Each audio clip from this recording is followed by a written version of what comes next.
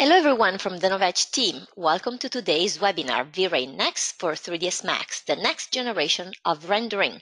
Join this webinar to find out how V-Ray Next for 3ds Max can save time and enhance your renders. And today with us, Chaos Group's CG Specialist Anastasia Zhivaeva. Anastasia has a master's degree in architecture from the University of Architecture, Civil Engineering and Geodesy in Sofia. And before joining Chaos Group, she gained experience in the preservation of architectural heritage, interior design, and as a graphic designer. At Chaos Group, she has been actively working with V-Ray for 3ds Max, V-Ray for Maya, V-Ray for SketchUp, and V-Ray for Rhino. And now let me tell you a little bit about Novedge. Novedge is one of the largest online stores for design software, and we offer a huge assortment of software solutions that cater to virtually every designer's needs. So come visit novedge.com where you can find your V-Ray Next for 3ds Max at the best price. And for more daily software news and limited time promotions, you can always find us on Facebook, Google+, Twitter, Instagram, you name it. Coming up next week, a webinar on Twinmotion 2019. And last but not least, today's webinar is recorded. So you can watch it again on our Vimeo and YouTube channel. And now without further ado, I'm going to share Anastasia's screen. Take it away, Anna. Thank you, Barbara. Hello, everyone, and welcome to today's presentation. I'm Anastasia, and I work as a CG specialist here in Chaos Group. So today, I'm happy to talk with you about V-Ray Next and how its features can help you improve your workflow and visualize your ideas in a more efficient way. Before starting, I just want to do a quick overview of the topics that I will cover today. So first, I would like to say a few words about the development process of V-Ray and the main idea behind it. Then I'm going to talk about some of the highlights of the new release. And for this webinar, I have prepared 3 scenes.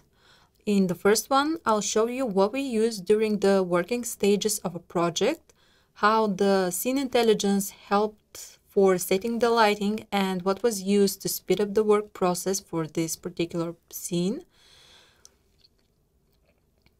I'll show you the compositing file from Nuke, where we used denoised render elements, and then in 2 more scenes, we will take a look at the new hair shader material, switch material, and the metalness roughness workflow for those of you who want to bring in your PBR shaders in V-Ray from other applications. As you might know, V-Ray Next was released a couple of months ago, and before that, for quite some time, we had version 3.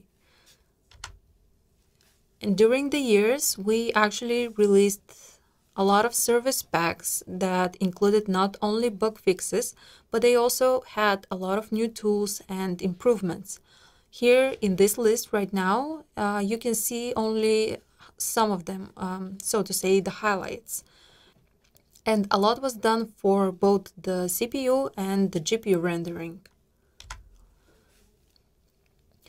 For the development of V-Ray, it was always important for us to listen to the users of the software in the different industries and understand what kind of tools and features they need.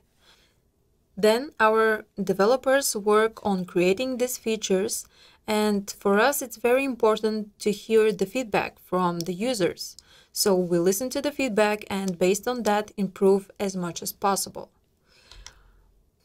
This is a very important process for us, but for the new version of V-Ray, we not only wanted to include new tools, but so to say, take things to the next level. And if I have to describe V-Ray Next, I would say that it's smarter, faster, and more powerful. It is smarter because we implemented a new scene intelligence that includes adaptive dome light, auto exposure, auto white balance, NVIDIA eye denoiser, and they are capable of analyzing your scene and delivering faster and more accurate results. They will help you save time by making automatic many steps of the work process that usually take some time. Then the code was optimized, which made V-Ray up to 20 times faster than before, and using the adaptive dome light could actually speed up the rendering process up to 7 times. And also the GPU got a new multi-kernel architecture, which made it up to 2 times faster. And all of this allowed us to implement new and more powerful features. So there is now a new, more accurate hair shader. We support Alembic workflows, and a lot of features are now supported on the GPU. Before we switch to 3ds Max, I want to mention something very important, and it's going to be probably the first thing that you will notice when you install V-Ray. The user interface was improved. So now we have V-Ray Next, which is the CPU engine, and we have V-Ray GPU Next, which is, as the name suggests, the GPU rendering engine. And when you buy V-Ray, you actually get both of them. Both are production ready. They support distributed rendering, so you can achieve results faster. And they have interactive production rendering, which will help you set your scene much faster. And when you buy V-Ray, you actually get both the CPU and the GPU. Something important that I want to point out here is that when you are starting a project, it's very important to either choose to work on the CPU or on the GPU, and not switch from one to another during the whole working process. This is the scene that we will take a look at. It was created by one of my colleagues, Atanas, and in this scene he used image-based lighting. So first, let me just switch to 3ds Max. Alright, first thing that I want to show you is the user interface and the changes we have made. As I mentioned, we have V-Ray Next and we have V-Ray GPU Next. So no more V-Ray RT GPU. Another change is that now when we switch to interactive rendering mode, you can see that nothing in the settings below will change. That's because if we want to start an interactive production rendering, we can simply click on the button Start IPR. And if you want to start production rendering mode, you can use the button up here. We have the same buttons in the frame buffer as well, so you can start the interactive production rendering from the teapot with the play button, and the teapot right next to it will start the production rendering mode. Now, let me show you how we set up the light in this project. We used the new adaptive dome light, and to do that, you just need to place a dome light in your scene. I already have one here. Load an HDRI, and in the dome light rollout, you need just to check the adaptive dome checkbox. So let me start the IPR so you can see the result. So how it works. If you have used V-Ray version 3.6, then you probably know that we implemented a new algorithm called Adaptive Lights that evaluates the scene, analyzes the light cache data, and determines which lights to sample and which ones to ignore. Let me just make the frame buffer bigger so we can see, and I'm going to load color corrections from my scene. Okay, so this helps significantly speed up the rendering without actually affecting the quality. And V-Ray smart sampling of lights have now been integrated into the dome light.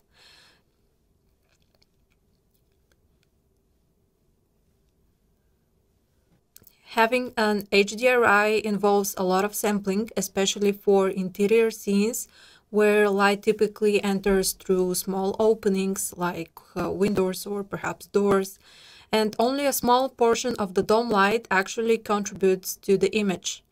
And in addition, you could add skylight portals near the openings to help direct the light samples, which is a manual work and could take some time.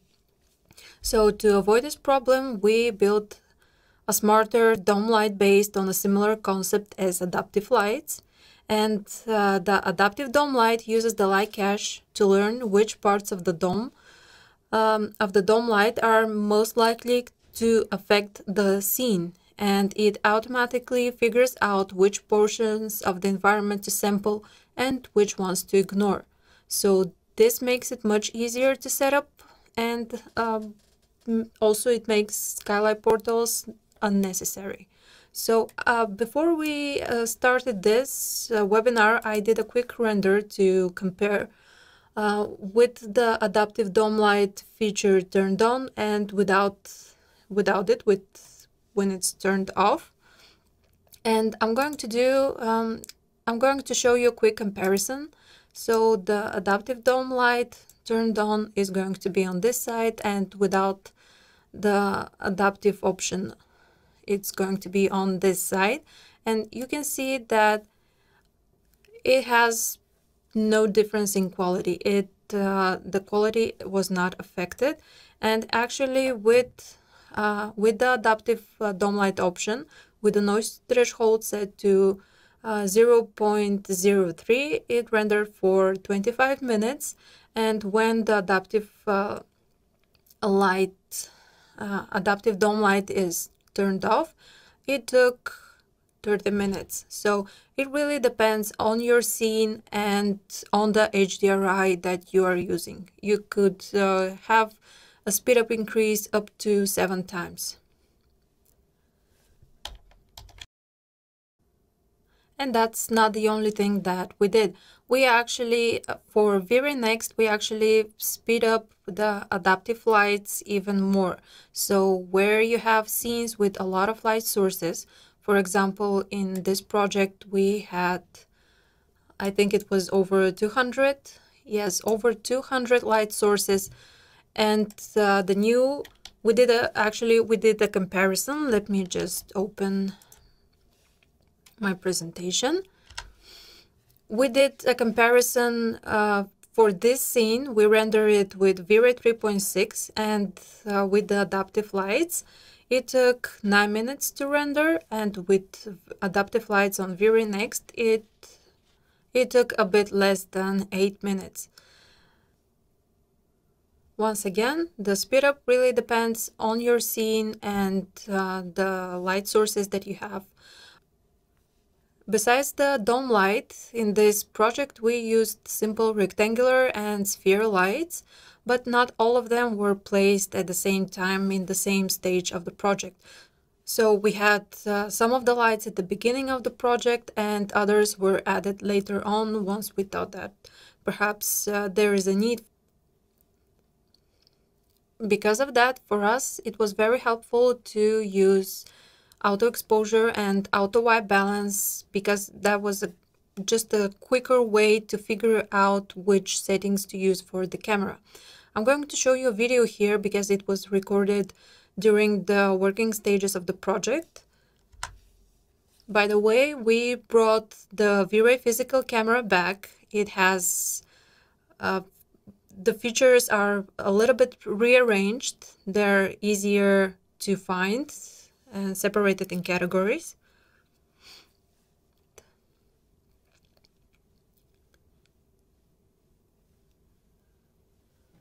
So once we did the first render, it was obvious that the image was a little bit too dark, and instead of going back and forth trying to figure out which values to use, which values are better, we instead used the auto exposure and auto white balance, which could be found in the V-Ray settings in the camera rollout.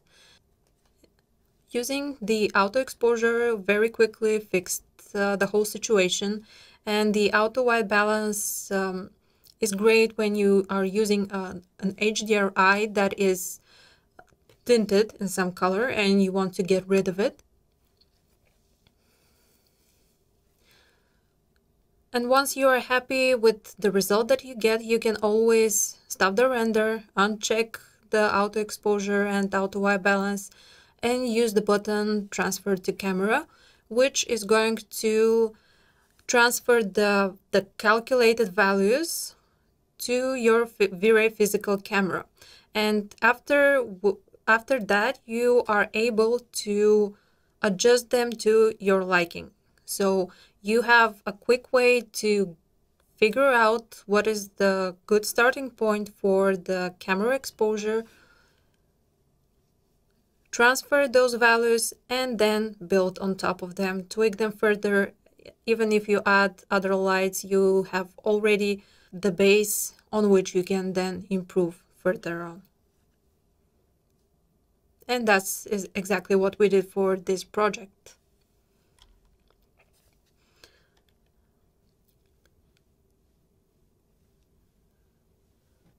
All right, let's get back to 3ds Max. If you noticed in the previous video, at some point the render looks like it's kind of painted. That was actually the eye denoiser kicking in, the NVIDIA eye denoiser, which we now support. And to use it, you can simply go to Render Elements and choose the V-Ray denoiser. And here all you have to do is simply change the denoising engine from the default V-Ray denoiser to the NVIDIA eye. Okay, and let's see how it works. So the NVIDIA eye denoiser will come on. Okay, we'll have to wait for it a little bit. The NVIDIA eye denoiser will look at the scene and analyze it and, so to say, guess how it should look without any noise. That's why you will get this kind of painted effect. It's going to need the light cache to build first.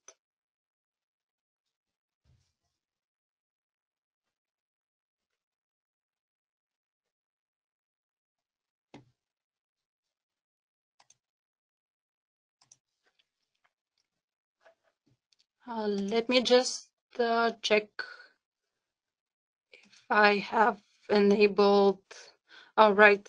Yeah. So yeah, as you can see, it took a little bit time to actually switch to the eye denoiser.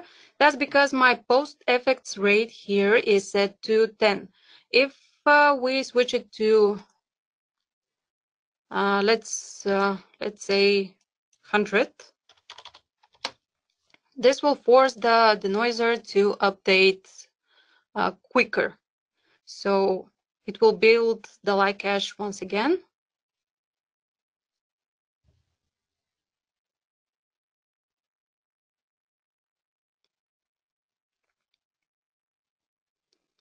Okay. Should switch in the first pass.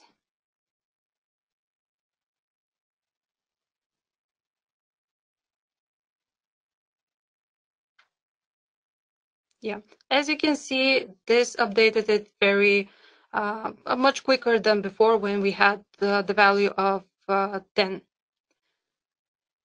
And here's the result with just the RGB pass, and this is with the NVIDIA eye denoiser. And it's really great for the development stages of the project. So when you're still working and you need to get an idea how your scene is looking without the noise, this is really great for look development.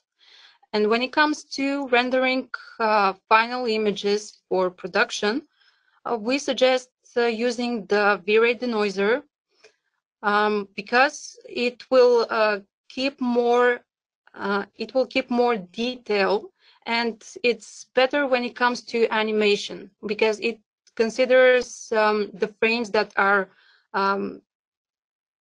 before the current one. It's rendering the frames before and after it will consider it. So it's in between frame blending, and this means that at the end you will not have flickering, and it will look great. The whole animation will look great. And for animation, actually, you should use the V-Ray denoiser standalone tool.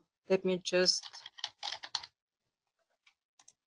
show you. We in V-Ray Next we have a user interface, so it's even easier to work with it. All right. And one more thing I want to show you here while we are talking about the denoiser. We have implemented denoising render elements. That's something that was highly requested for quite some time, and it's now possible. So let me just quickly show you. If we go to the render elements, you can add the render element you need, just like always. Like, for example, here I use the V-Ray reflection render element, and all you have to do is scroll down and find the denoise checkbox, and you have to enable it. And let me show you actually in the in Nuke what it looks like. All right, so this is the raw render, the way it looks directly after out of the software. And this is after post-production using the render elements.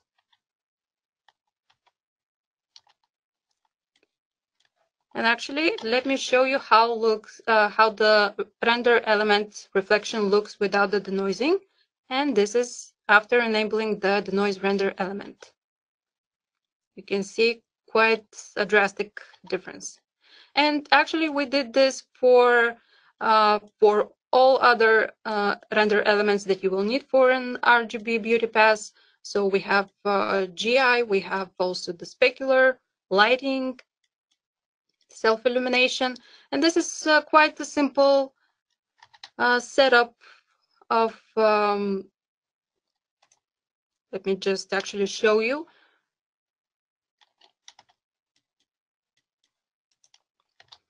Okay, so we did some gradings to different parts of the render elements. Okay, this one is not showing pretty much.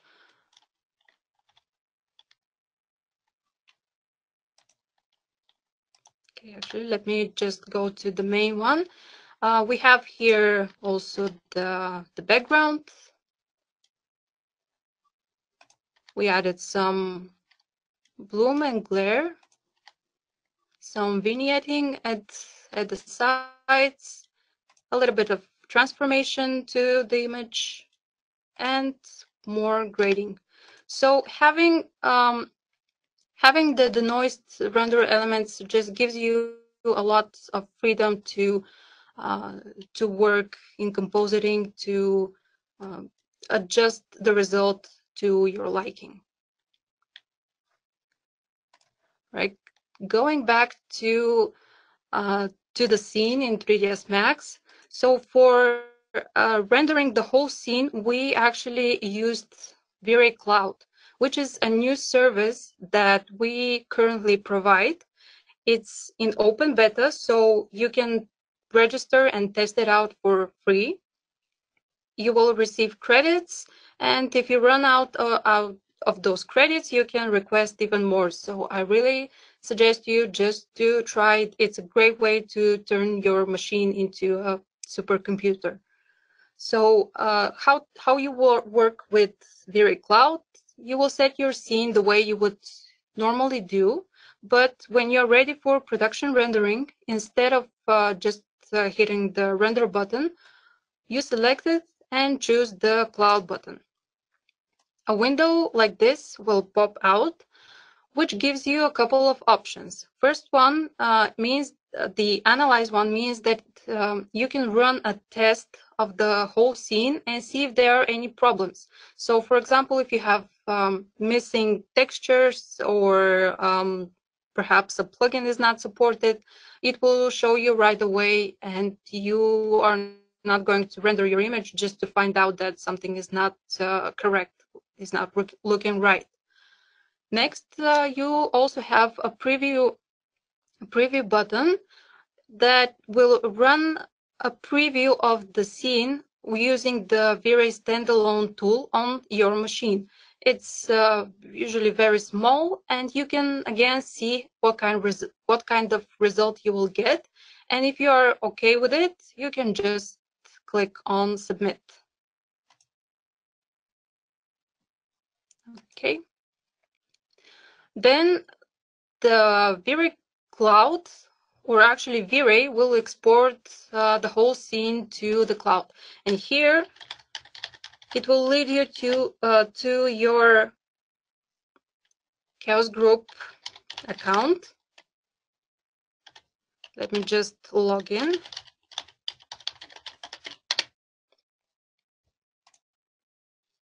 I hope the the password is correct. Yes. And it's going to analyze your whole scene. Again, if you have any issues with your scene, something is missing, it's going to show you right here. And thus you will know if the scene needs your attention. Here you can change the name of the project, add it to a specific folder, or create a new one, change the resolution of the image, even the aspect ratio, and then you just click submit. V-Ray is going to upload the whole scene to V-Ray Cloud. You don't have to do anything like setting up machines or uploading assets or installing anything else. That's just not necessary. V-Ray will do everything for you. Once it's uploaded, you can track the progress of the job that you submitted. All right. It's taking a little bit too long. Actually, let's while it's uploading, let's check the portal. So here you will have the list of all your current submitted jobs. You can have up to 50,000 submitted jobs, and you can keep them here. You can track which ones are rendering. You can render at the same time up to 50. And here in the project rollout, you will have all of your folders. You can change the names, create new ones, or here I have a webinar one set to default. Resources will show you how many credits you have. And how to gives you a very precise explanation how to use it. But it's actually as easy as I showed you. That's all. You don't have to install anything. Perhaps just the client app that will make the connection between the V-Ray Cloud and 3ds Max. But it takes literally a couple of clicks and less than a minute. Also, here's frequently asked questions. You can get a more clear idea of the different tools that you have here. And okay, my scene is submitted. Let's take a look how it's rendering. All right, and at the right side, you can keep track of your job, actually. So we can cancel it, which I will do. And if you are working on something and you want to pause it, that's also a possibility. And once it's finished, there will be an icon to download the render, and you can do it from your phone, from your from any device, from your computer. Once it's done, you will get notified with an email, and basically that's it. It's as easy as that. All right, and actually, if you are using distributed rendering, you might be excited to know that we now in V-Ray Next support the option to disconnect VR hosts if they finish early. So let's say, for example, you have 10 machines, 9 of them are finished working, and you have only one that is still, it still has a job to do. The others could not move on to a next job. But in V-Ray Next, you can enable the disconnect DR hosts, and the 9 free machines will go to another rendering job. So that's great, and it could be very beneficial for those who are using distributed rendering.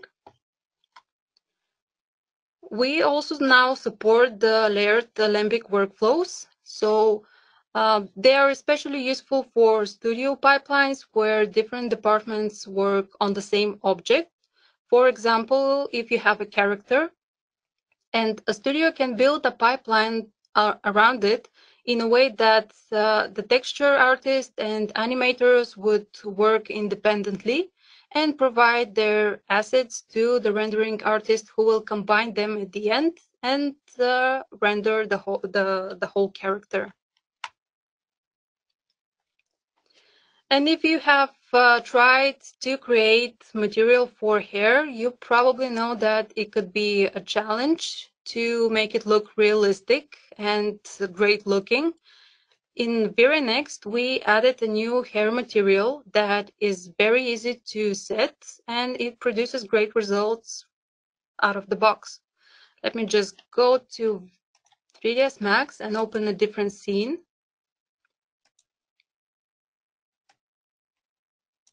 Okay, I'm going to use a scene with a simple proxy of hair.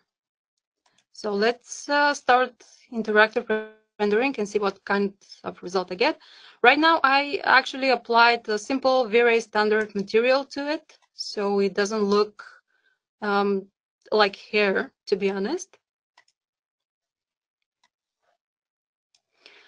And instead, I'm going to use on it the new V-Ray hair material. It's called V-Ray Hair Next, and let's quickly apply it and see how it looks. So the new hair material is actually, so to say, has a physiological approach to it. The real hair could, the color of the real hair could be controlled in 2 ways. Like, you have 2 types of melanin, and we took the same approach to our material here. So let me select the render region so we can do. Oh, I resized it. Okay, so we can do a comparison of different results. So the most important parameter here for controlling the color of the hair is the melanin.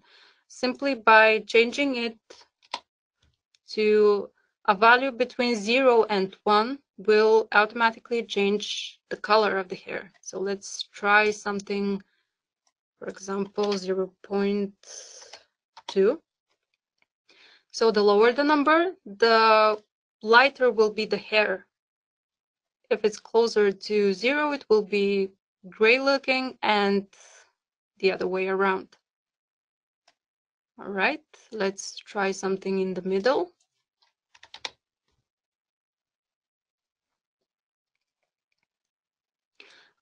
Another parameter here that's very important is the pheomelanin, and it's responsible for the redness in the hair. So if we increase the pheomelanin again, it varies between 0 and 1. And if we increase it, we will get a red looking hair. So let's try a different value for the melanin as well. You will see that since the melanin is closer to 1, the hair will look very dark, but it's still different from what we have here at the beginning without the pheomelanin. And here I'm going to show you how to actually color the hair with with something more, I don't know, not realistic looking. So let's decrease the pheomelanin. And to color the hair in a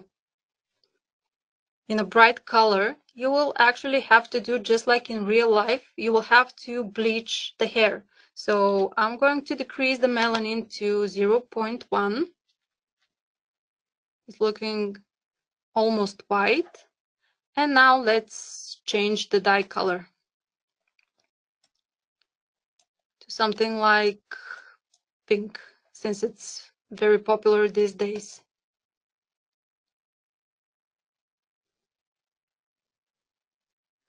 All right, and that's how it looks. We can try perhaps something else, like blue.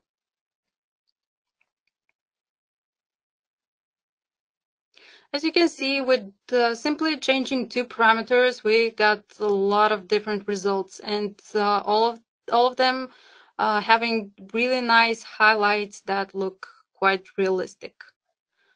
All right, so let's probably change it to purple, and I'm going to show you how to randomize the hair, because right now everything is looking very uniform, and usually in real life you will get a hair that has some variation to it. So let's increase a little bit the melanin to make it more darker. Have in mind that the melanin and the hair dye will the melanin will affect it. The higher the number, the less visible will be the color. So maybe we can try something more bright. And let's select smaller region just to see how the randomization rollout and its parameters will affect the hair. So first we have random melanin, random dye hue, and many more. They all correspond to what you have up here. So let's change this to, let's say, 0.3 and wait for it a little bit to clean out. So now you have a bit more variation in the melanin, or the color of the hair, and let's try the hue as well.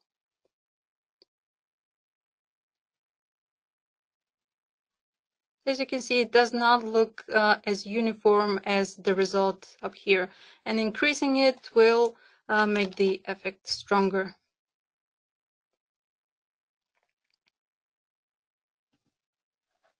Let's remove the region and render the whole hair and see how it looks.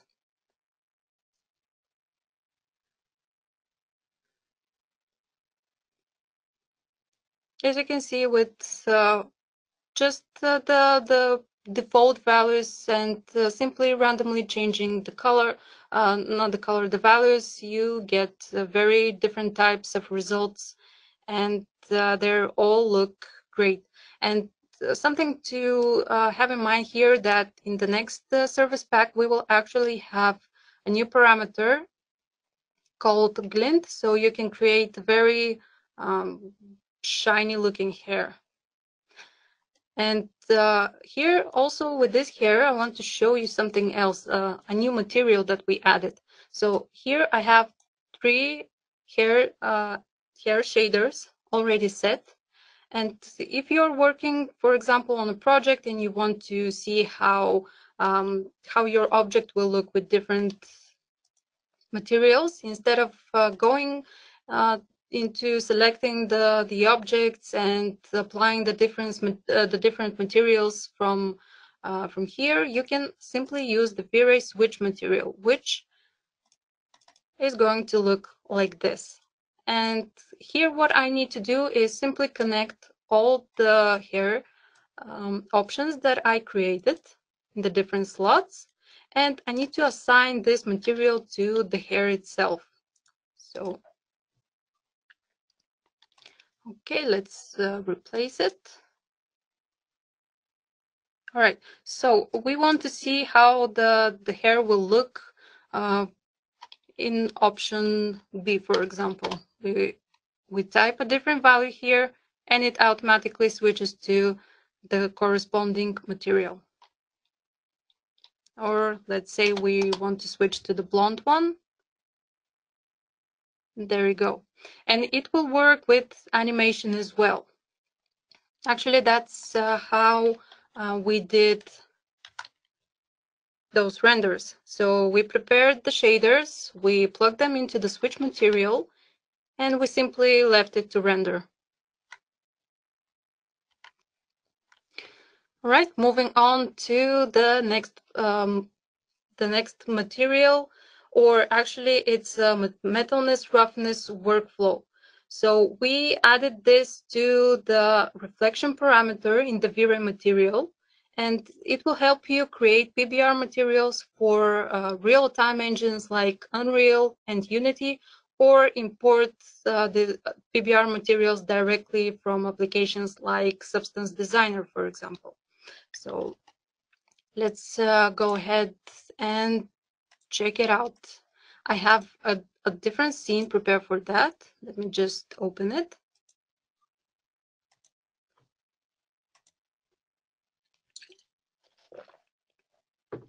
Right, so this is a simple scene. I'm going to show you, nope, not this. I'm going to show you how it looked in the Substance Designer. So that was the result in Substance Designer, and we already actually exported all the textures needed. I have them loaded here. Let me first start the interactive rendering. As you can see, right now it has the simple V-Ray material applied to it, nothing special. And let's start working with it. So here's the metalness parameter in the reflection rollout. You can change the value here from 0 to 1, and 1 meaning that the material is a metal. If you use other values here, for example, something between 0 and 1, it's okay, but it's not going to be physically correct, so to say.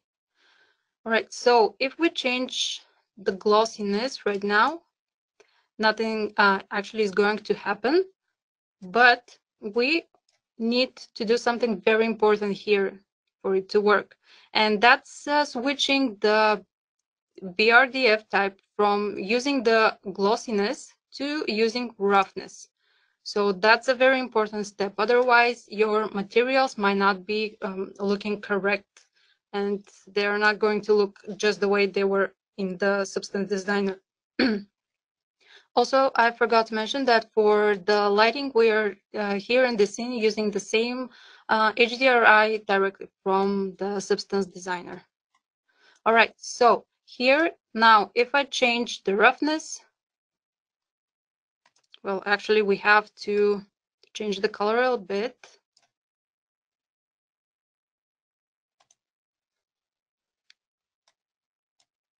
Oh, there we go. Now it's updated. All right, so one, it means that it's completely non-reflective.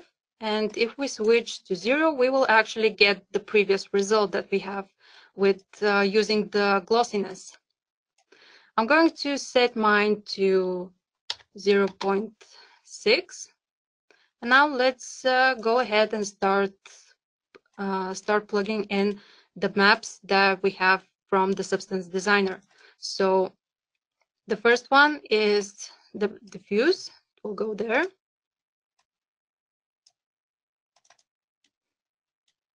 All right. Then we are going to connect the metalness, the metallic map, to the metalness parameter, and one for the roughness. Okay, and the only thing left is to connect the normals and the bump map, the height in this case, to the bump slot. And let me just increase the amount for the bump. Let's say up to 100. And there we go. This is the result. Looks just like the one from the Substance Designer. Right, so this is it about materials. Let me move on to the next topic that I really want to talk with you about. I see we have not a lot of time left. So the V-Ray GPU. The V-Ray GPU introduces a brand new multi-kernel rendering architecture that's twice as fast as before, and it takes full advantage of parallel processing as well as the latest NVIDIA hardware. Probably you already heard about the new NVIDIA RTX cards. So we have been working with NVIDIA and we support the new cards, and we also support the NVLink. And this means that RAM issues will no longer bother you. Oh, and as I mentioned, V-Ray GPU Next is production ready. So actually, before we talk about the tools that we now support on GPU, I just want to show you what we have changed in the user interface. So let me switch to the V-Ray GPU Next. And as I said at the beginning, if we change the production to interactive, nothing will change because we have the Start IPR button, which will start the interactive rendering, and the production will start from here, as well as the frame buffer. So here in the V-Ray render settings, you will find the settings that you will need for controlling the noise level in your image. And the global illumination, here you have two options. If you choose the light cache, you will get some settings that you can adjust. Or if you switch to brute force, everything will be hidden. So you will get only the GI depth. Let's leave it at light cache. We have some settings for the frame buffer here and environment, which is just like on the CPU. In the performance tab, we have the low GPU thread priority. So if you are using only one graphics card on your computer, you can turn on the low GPU thread priority, which means that it will take care that resources of your graphics card are directed to using your machines to do something else, for example. Okay, here in textures, you can switch to on-demand mip-mapped textures, which means that, for example, if you want to save RAM from textures, the on-demand mip-mapped option will resize automatically those textures that are very far away from your camera. After that, we have distributed rendering rollout and the V-Ray GPU render devices select. So here I have two graphics cards. One, the last one, actually with a start, means that this one I'm using for taking care of the user interface and presentations, things like that. And the enabled C++ CPU means that I'm using hybrid rendering. Okay, in settings, we have standard global switches, which is very similar to what we have in the CPU engine, and also the camera, where you will find the auto exposure and auto white balance that we talked about. So they work on CPU and on GPU as well. And here in render elements, I want to show you something interesting. We have less render elements shown. That's because the user interface is now aware that we are using GPU. So whatever is not supported on the GPU will be hidden. For example, if we check materials, again, we will see a bit less materials, and the same for the maps. And that means that whatever is not supported on GPU will not be shown. It's there, but it's hidden. And we are working on making the list of not supported things to decrease it. All right, so that was about the user interface. This is a project created here in our office for the release of V-Ray Next, and it was entirely built on GPU. And if you notice here, we have a fog. That's because in V-Ray Next we support volumetric rendering on GPU. So I have a video here prepared. Setting the fog is absolutely the same as setting it on CPU, but it will render faster on GPU. So you can take advantage of your GPU and render volumetric fog much faster.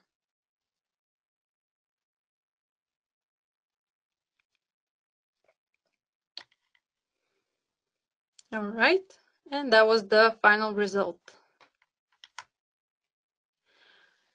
When it comes to volumetric rendering, we have added support for OpenVDB files, Field 3D files, and Phoenix FD.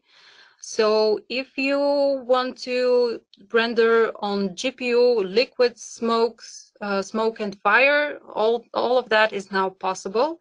As for example, this scene and the clouds were created in Phoenix, and with a simple drag and drop directly in the viewport, you can see it updates very quickly.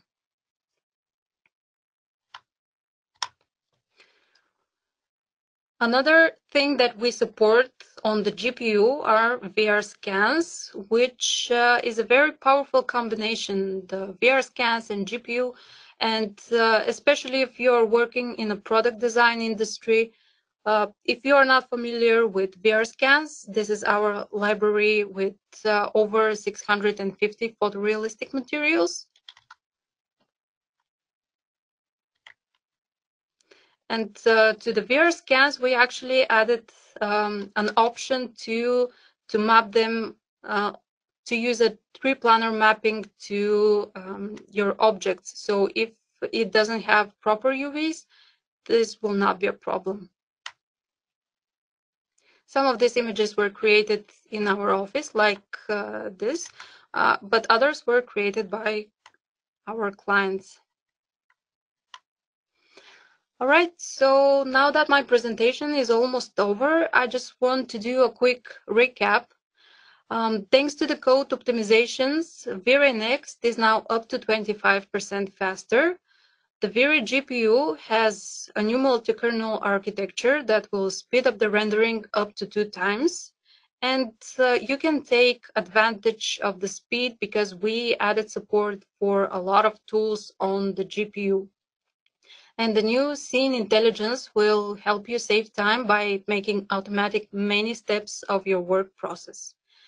Also, with the new hair material, you can create out of the box, as you saw, realistic looking hair by simply adjusting a couple of parameters. If you want to get more information about the different features, please visit our website or docs.chaosgroup.com, which we update quite often. And in our YouTube channel, Chaos Group TV, you will find a lot of tutorials. And if you have any other questions, you can always write to our support team. All right, so that was from me. Thank you so much for listening. Hope it was interesting. Thank you, Anastasia. That was wonderful. And what a great product.